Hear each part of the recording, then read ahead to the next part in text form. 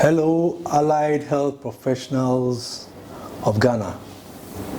Welcome to this year's continuous professional development workshop being organized by PALI, Passionate Africa Leadership Institute. I am your facilitator for this session. My name is Daniel Ofori-Dankwa, and this is about the third year running that I've been facilitating on your workshop. I am a professional banker. I'm also a career counselor and a corporate trainer. And I also do workshop facilitation. I have done this for well over 20 to 25 years. And this year, our focus is on a relatively new concept called reflective practice. It is a relatively new approach to improving both one's personal and professional lives. Reflective practice is commonly used these days in social work, in health, and in teaching professions. But it is rarely applicable to all professions. Now, our focus will be to note the basic principles of reflective practice. And then we want to appreciate its benefits for and to you, your personal life, as well as your professional lives. We will then want to begin to apply the principles in our respective lives and our workplaces after this workshop. And so, on that note, we are ready to roll. It's by PALI, Passionate Africa Leadership Institute. I am your facilitator for this session. My name is Daniel Ofori-Dankwa, and this is about the third year running that I've been facilitating on your workshop. I am a professional banker. I'm also a career counselor and a corporate trainer. And I also do workshop facilitation. I have done this for well over 20 to 25 years. And this year, our focus is on a relatively new concept called reflective practice. It is a relatively new approach to improving both one's personal and professional lives. Reflective practice is commonly used these days in social work, in health, and in teaching professions. But it is rarely applicable to all professions. Now, our focus will be to note the basic principles of reflective practice. And then we want to appreciate its benefits for and to you, your personal life, as well as your professional lives. We will then want to begin to apply the principles in our respective lives and our workplaces after this workshop. And so, on that note, we are ready to roll.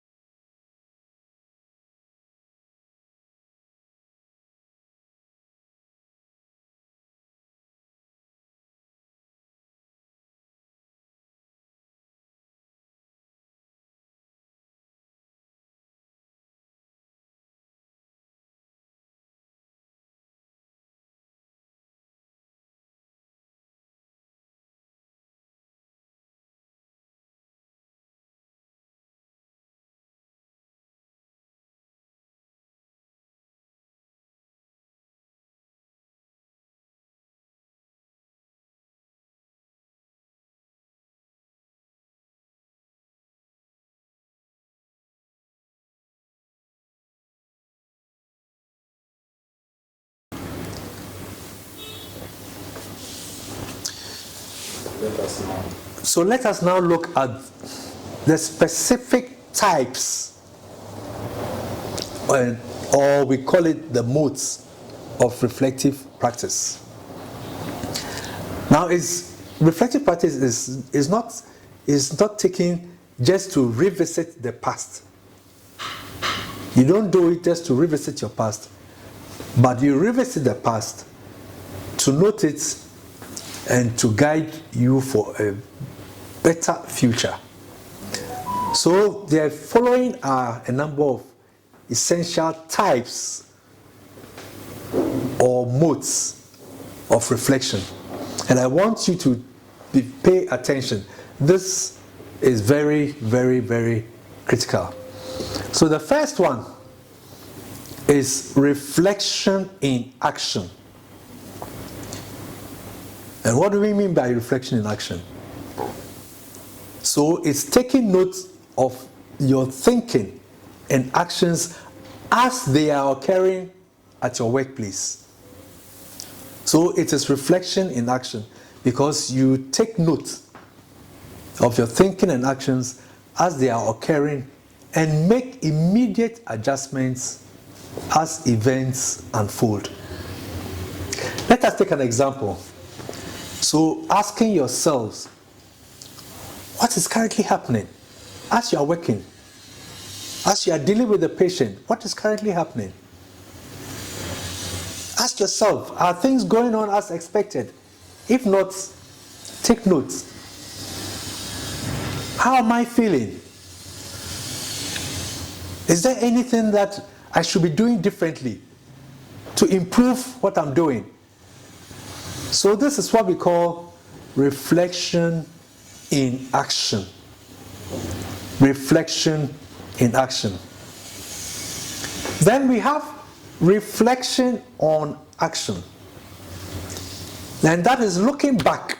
So after the activity, looking back on and learning from experience or action in order to affect your future action. Hey, this is what I did. Hey, is this what we did as a team? So you reflect on the action. An example, this type of reflection can involve you asking yourself, what happened? What went well? What didn't go on well? What should I have done differently? What should I have said differently to the team? What should I have said differently to the patient? So that is reflection on action. Looking back and learning from experience or action. Then we have more interesting ones like anticipatory reflection.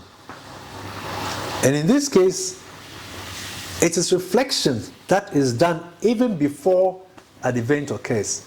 So for instance, there's an operation. You are going to the theater. Or you have people who have come to you for physiotherapy. Or you have come to fix prosthetics, legs. So the event is yet to happen. So you reflect, and note, these are the things that would happen, that could happen, that should happen, and you document. So for example, this type of reflection can involve asking yourself, what might happen? What challenges am I likely to face? How should I respond if this or that happens? What can I do to prepare myself if this should happen?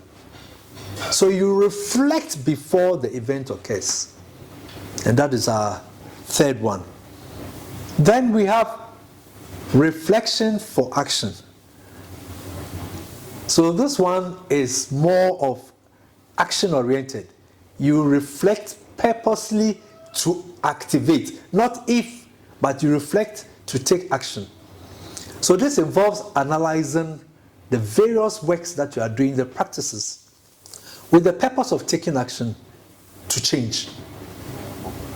Now, this type of reflection is proactive.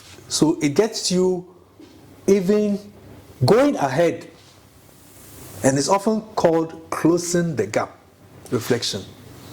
And it focuses on closing the gap between what is and what might be, and prepares you for purposeful action.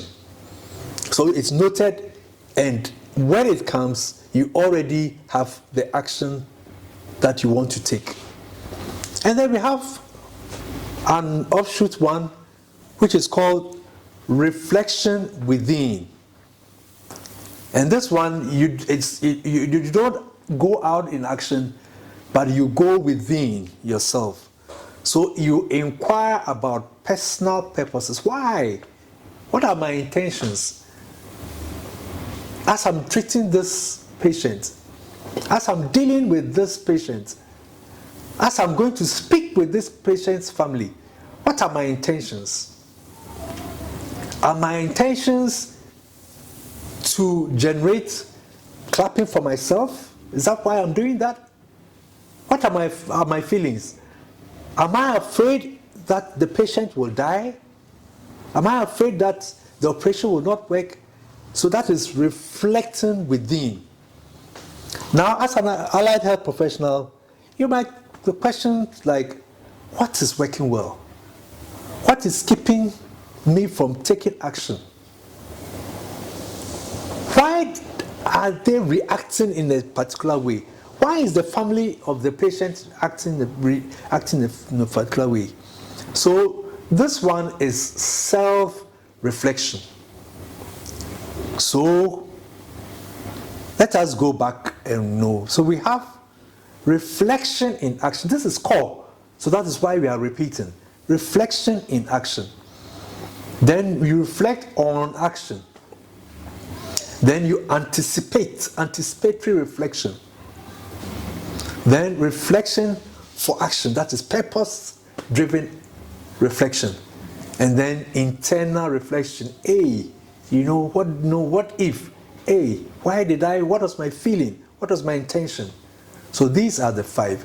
Now, these 5 modes or types of reflection, let's listen very carefully. Let's pay attention. This is the core area before we go into the various types of reflective practices. Now, these 5 should always be looked at from different lenses, eyeglasses, from different perspectives. They should be looked at from different lenses or different perspectives.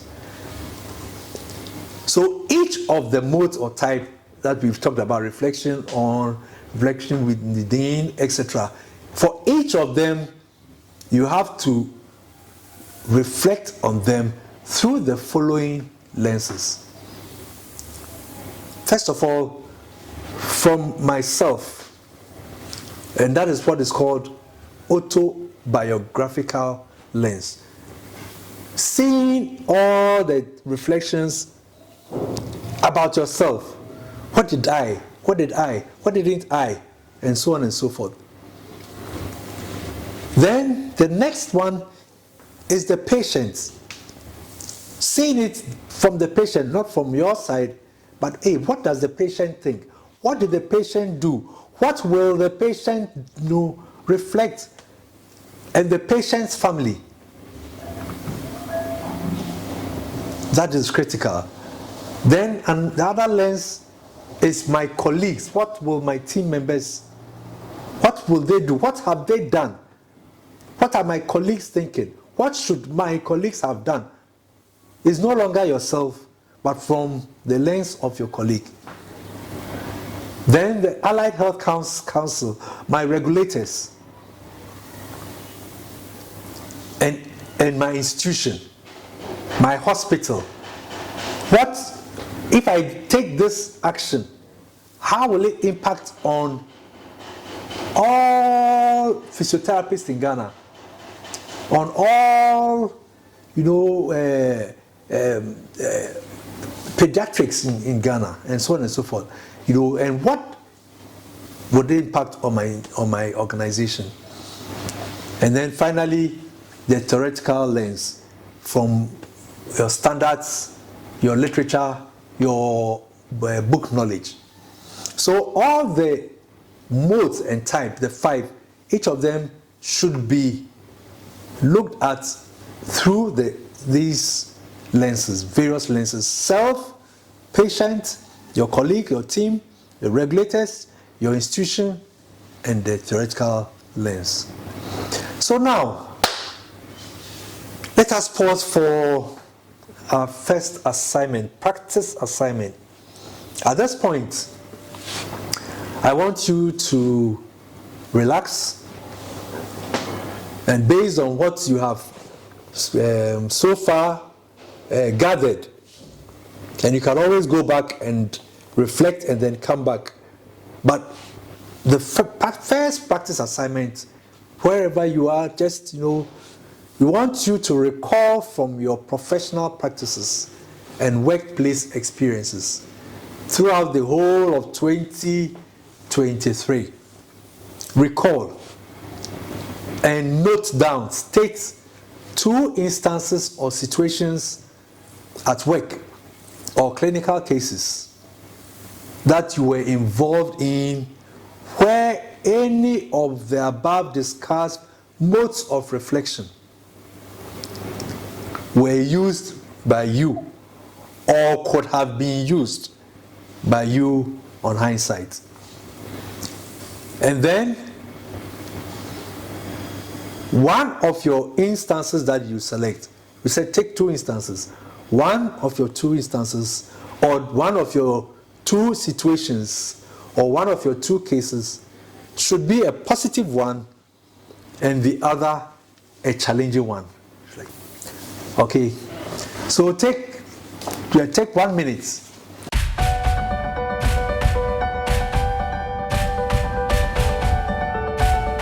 Right, I believe you have finished with your practice assignment 1.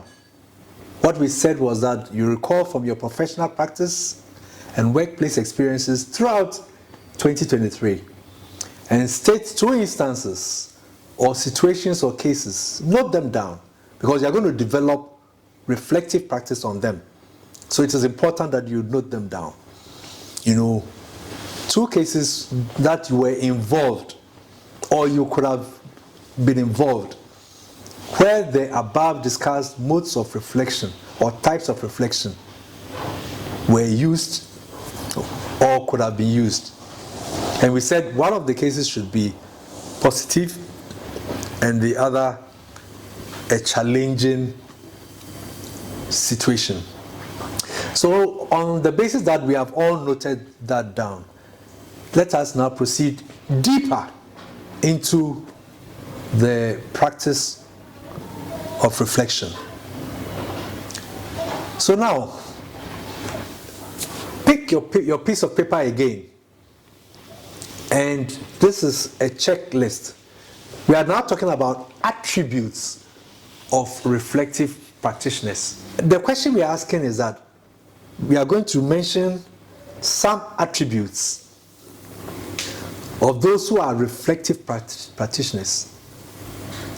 And then ask yourself sincerely, a checklist, do a checklist. So yes, no, yes, no. At the end, you collectively see how many of the attributes that you have.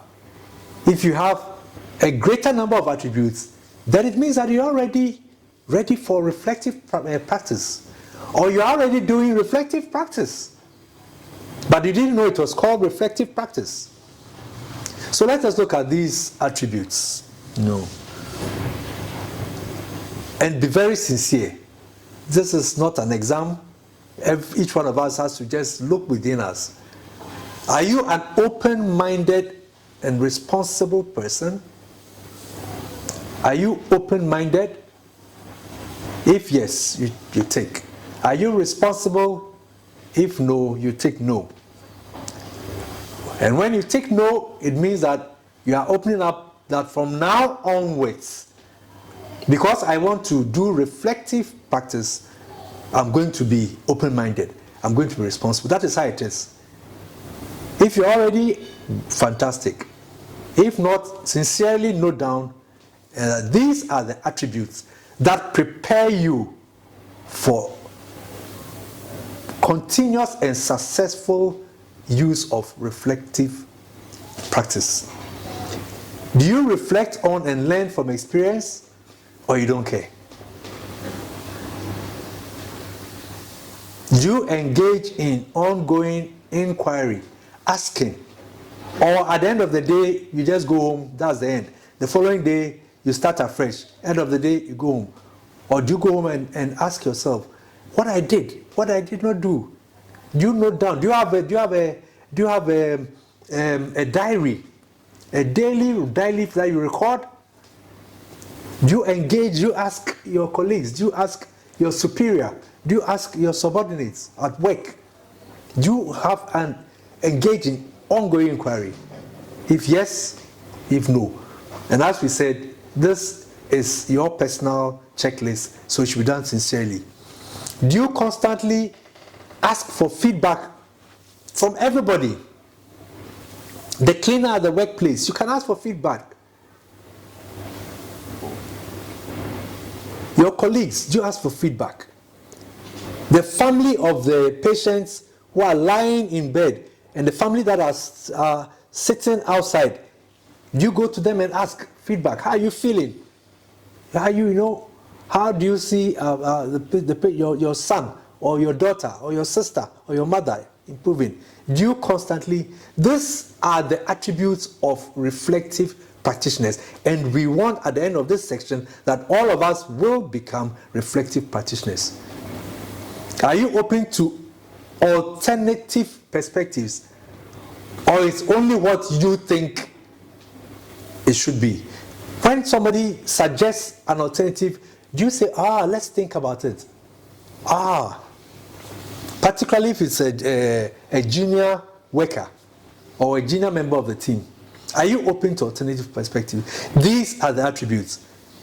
Do you assume responsibility for your own learning, or you say that this one we were not taught? That's what people say. This one we were not taught.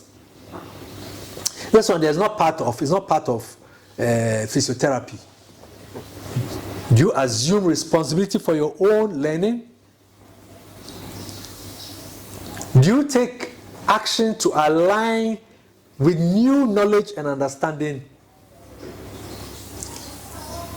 Do you want to find out what new things are happening in your area of profession?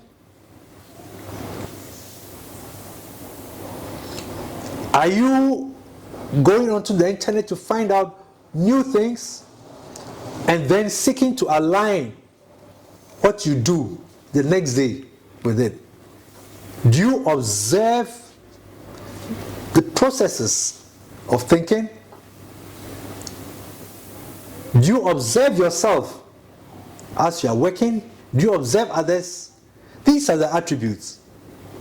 Are you committed to continuous improvement in your practice? These are the questions we ask. Do you strive to align your behavior with core values, core personal values, core values of your institution, core values of your team? Now, so take your time. You can go back, go forward, and look at all these attributes that we have mentioned and note them down, and ask yourself. And as we said, do it sincerely.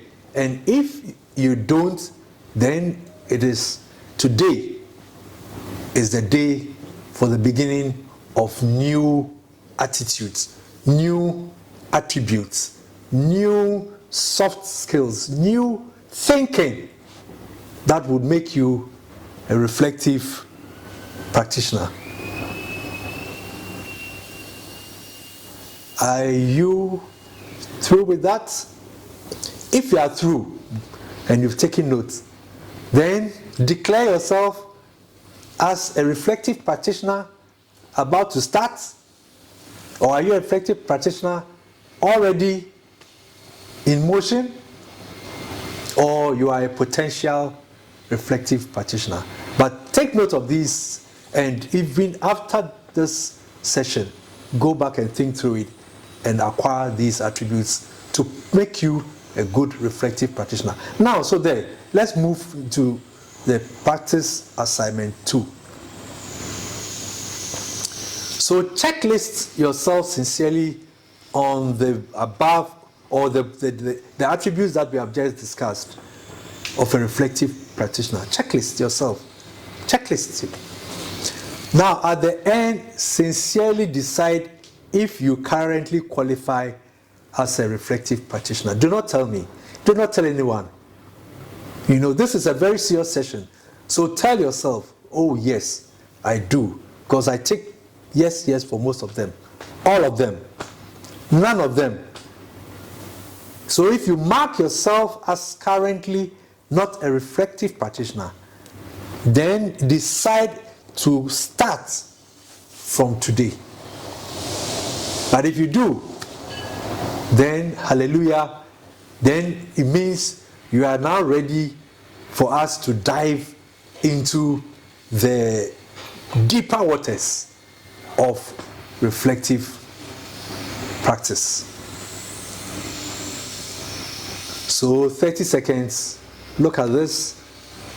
If you want to go back to the previous slides, see the various attributes and checklist yourself, and then decide where you fall.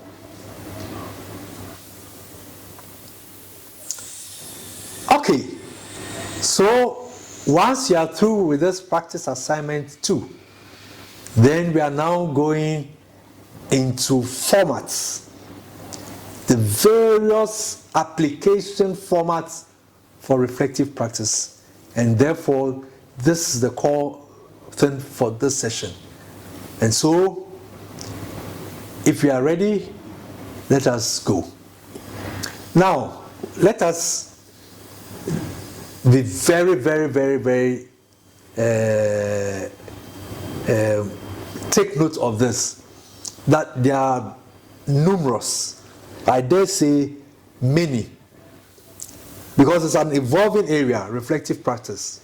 So there are many or numerous or several different models, and so it makes what you decide to use should be one that you are comfortable with. But it's important to understand why you are asking each reflective question. So that is more important. Understand, why am I asking this question? Because there are many models. And then also understand how this question I'm asking will help me in my reflection.